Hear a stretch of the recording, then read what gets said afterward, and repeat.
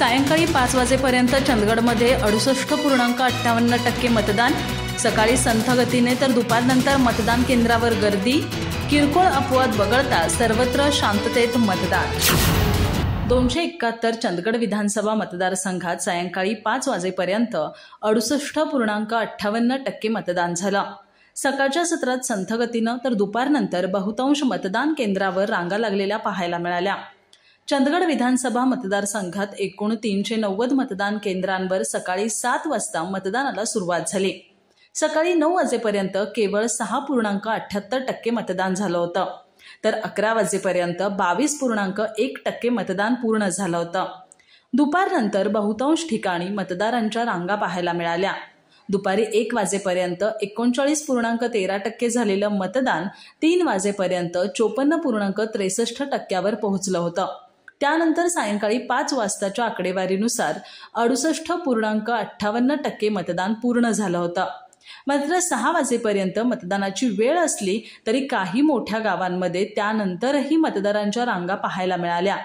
विशेषतः भडगाव येथील केंद्र शाळेत एकूण 6 मतदान केंद्र असून त्यापैकी 4 केंद्रांवर 5:30 वाजताही प्रचंड गर्दी पाहायला मिळाली।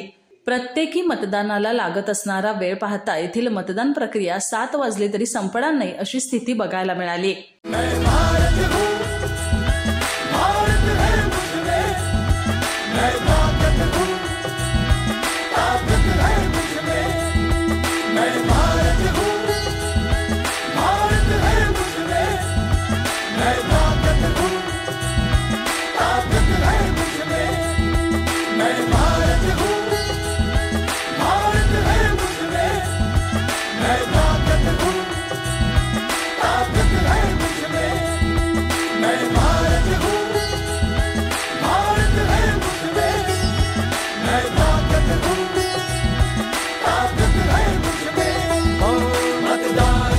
मतदान देने जाएंगे भारत के लिए, भारत के लिए। चंदगड मतदारसंघात एकूण 17 उमेदवार निवडणूक रिंगणात असून महायुतीचे राजेश पाटील, महाविकासच्या नंदाताई बाभुळकर, अपक्ष लढणारे शिवाजी पाटील, अप्पी पाटील आणि जनसुराज्याचे मानसिंग खोराटे यांच्यात प्रामुख्याने लढत होतीये।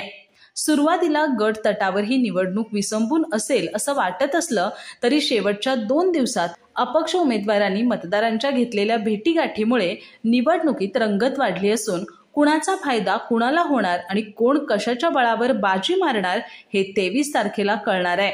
तुर्तास या सर्वांचेच भवितव्य मतपेटीत बंद झालं असून आता 2 दिवस नेत्यांसह कार्यकर्त्यांची केवळ धाकधूक वाढणार आहे।